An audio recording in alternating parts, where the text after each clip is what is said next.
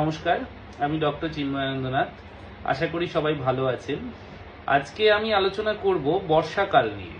তো ইদানিং কয়েক সপ্তাহ ধরে বা এক সপ্তাহ ধরে দেখা যাচ্ছে খুব বৃষ্টি হচ্ছে। যখন তখন বৃষ্টি নেমে যাচ্ছে, যখন তখন আবার বৃষ্টি চলে যাচ্ছে, চারিদিকে জল জমছে। আবার কখনো কখনো দেখা যাচ্ছে আমরা বৃষ্টিতে ভিজেও যাচ্ছি। তো এই বর্ষাকালে কি কি রোগ বাড়ে এবং এই রোগগুলো থেকে বাঁচতে গেলে আমাদের কি কি পন্থা অবলম্বন করা উচিত, আজকে এই ভিডিওর মাধ্যমে আমি এটাই জানাবো। তো সবাই মনোযোগ দিয়ে শুনবেন। প্রথমে আমি আসবো যে কি কি ধরনের রোগ এই বর্ষাকালে বা এই বর্ষার সময় বেশি দেখা যায়। এই বর্ষাকালে যেটা প্রথম রোগ দেখা যায় সেটা হচ্ছে ভাইরাল ফিভার। খুব কমনলি দেখা যাবে যে ফ্লু লাইক সিমটম নিয়ে, যেমন সর্দি, কাশি, জ্বর, এই জিনিসটা খুব কমন এই সিজনে। অনেক পেশেন্টই আসছে যারা বলছে যে দুদিন ধরে একটু কাশি হচ্ছে, দুদিন ধরে একটু জ্বর আসছে, গা হাত পা ব্যথা, গা ম্যাচ ম্যাচ করছে এবং মাথা যন্ত্রণা করছে, খাওয়ার ইচ্ছে চলে যাচ্ছে। মোস্টলি এই জ্বরগুলো হচ্ছে ভাইরাল ফিভার। তো এই জ্বরগুলোতে কোনো রকম ভাবে কোনো অ্যান্টিবায়োটিক খাওয়া অ্যাকচুয়ালি উচিত নয় ডক্টর না দেখিয়ে। প্রথম 3 দিন জ্বরের জন্য শুধুমাত্র প্যারাসিটামল, একটু বেশি করে জল খাওয়া এবং একটু রেস্ট নেওয়া, এটাই কিন্তু এই জ্বরগুলোর মেইন ট্রিটমেন্ট। এরপরেও 3 দিন পর যখন না কমবে তখন এই জ্বরের জন্য ডাক্তার দেখানো উচিত এবং এই ডাক্তার দেখিয়ে তখনই অ্যান্টিবায়োটিক খাওয়া উচিত। দোকান থেকে কখনোই কিনে অ্যান্টিবায়োটিক খাওয়া উচিত নয়। কেন উচিত নয় সেটা নয় আমি আরেকদিন আলোচনা করব এবং একটা অন্য ভিডিও বানাবো। এবার ফ্লু লাইক সিমটম বা এই ভাইরাল ফিভার ছাড়া অন্যান্য কোন কোন রোগ এই সিজনে খুব বেশি দেখা যায়। সেকেন্ড আমরা আসছি ডায়রিয়া বা লুজ মোশন। তো এই লুজ মোশনও এই সিজনে খুব বেশি দেখা যায়, কারণ জল খুব কন্টামিনেটেড হয়ে পড়ে বৃষ্টির জলের সঙ্গে। তার জন্য যে আমাদের পানীয় জল বা অন্যান্য যে ব্যবহৃত জল সেগুলো দূষিত হয় এবং সেখান থেকে কিন্তু একটা ডায়রিয়া হয়। এবং এই ডায়রিয়াতেও আমি বলবো যে ম্যাক্সিমাম অফ দ্য ডায়রিয়া আর ভাইরাল। সুতরাং ভাইরাল ডায়রিয়াতে কিন্তু দুম করে গিয়ে ওই একটা O2, একটা নরফ্লক্স টিজেড, কি একটা মেট্রোজিল বা মেট্রোজিল ও, এই ধরনের কোনো ওষুধ সাডেনলি গিয়ে খাওয়ার দরকার নেই। অনেক পেশেন্টই আসে যারা 2-3 রকমের অ্যান্টিবায়োটিক খেয়ে আমার কাছে আসে এবং বলে আমি এটা এটা এটা খেয়েছি কিন্তু আমার ডায়রিয়া বন্ধ হচ্ছে না। ভাইরাল ডায়রিয়ার সেলফ লিমিটিং, নিজের থেকে সারে। মেইনলি যেটা আপনাকে খেতে হবে সেটা হচ্ছে ORS, বেশি করে ক্লিয়ার ডায়েট এবং বেশি করে ক্লিয়ার ফ্লুইড, এবং তার সঙ্গে সঙ্গে যে সমস্ত খাবার অ্যাসিডিটি করতে পারে বা যে সমস্ত খাবারে হজমে গন্ডগোল হয় সেই ধরনের খাবারটা ওই কটা দিন অ্যাভয়েড করা উচিত।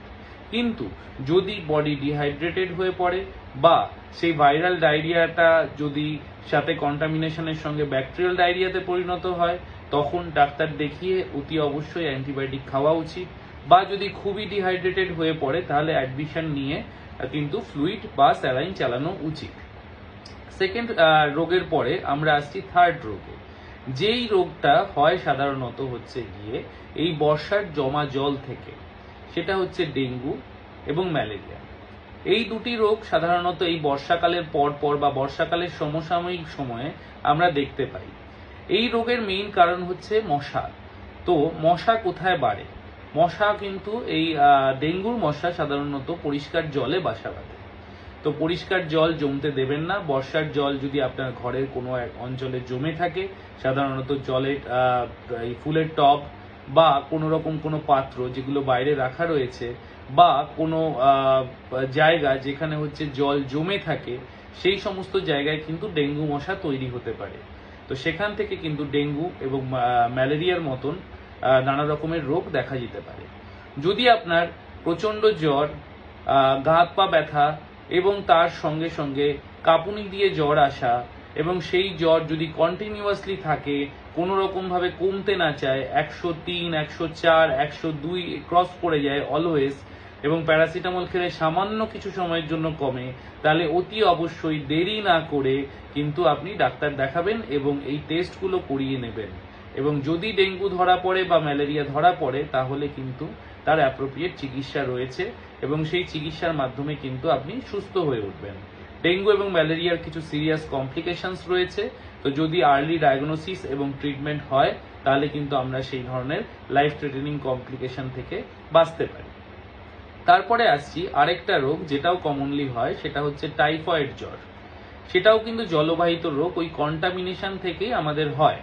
টাইফয়েড একটা ব্যাকটেরিয়াল ডিজিজ। তো এই রোগ যদি হয় তাহলে তার কিছু প্রোটোকলের অ্যান্টিবায়োটিক রয়েছে, যে অ্যান্টিবায়োটিকগুলো যদি ঠিকঠাক সময় মতন এবং ঠিকঠাক ডিউরেশনে খাওয়া যায় তাহলে কিন্তু টাইফয়েড সেরে ওঠে। সুতরাং এই ধরনের যদি কোনো রকম কোনো ডিজিজ হয় তাহলে কিন্তু দেরি না করে ডাক্তারের পরামর্শ নিয়ে চিকিৎসা শুরু করা উচিত। এবং অতি অবশ্যই কেউ কখনো কিন্তু ওষুধের দোকান থেকে কিনে অ্যান্টিবায়োটিক খাবেন না। আর অ্যান্টিবায়োটিক যদি কখনো শুরু করা হয় সেটা ডাক্তারের দিয়েই শুরু করুন, এবং শুরু করলে ডাক্তারবাবু যে ডিউরেশনের জন্য আপনাকে অ্যান্টিবায়োটিক দিয়েছে সেটা হতে পারে 5 দিন, সেটা হতে পারে 7 দিন, সেটা হতে পারে 10 দিন। আপনি ঠিক সেই ডিউরেশন কিন্তু পুরো অ্যান্টিবায়োটিক কোর্স কমপ্লিট করবেন। আচ্ছা, এবারে আসি যে এই ধরনের রোগগুলো থেকে আমরা কিভাবে বাঁচতে পারি বা কি কি ধরনের সাবধানতা অবলম্বন করলে আমরা এই রোগ থেকে বাঁচতে পারব। প্রথমত, এখন যে বর্ষা চলছে, এই বর্ষার সময় আমাদের অতি অবশ্যই একটা ছাতা ক্যারি করা উচিত। কখনো যদি জোরে বৃষ্টি নেমে যায় তাহলে একটু শেল্টারে থাকা উচিত। যতটা সম্ভব বা যতটা সময় পারা যায় এই বৃষ্টির জলটাকে অ্যাভয়েড করতে হবে। শখে পড়ে বা কাজের জন্য কিন্তু ওইরকম বৃষ্টির জলে ভেজা উচিত নয়।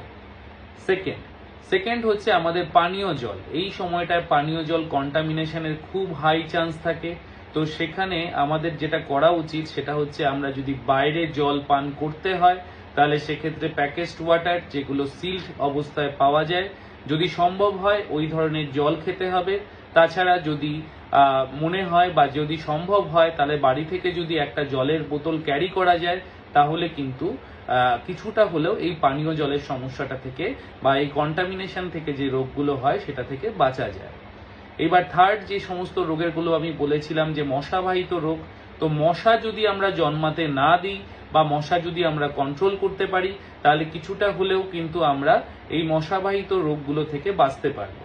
সুতরাং বাড়িতে কোনো রকম জমা জল থাকতে দেওয়া চলবে না, বাড়িতে রেগুলার পরিষ্কার পরিচ্ছন্ন রাখতে হবে।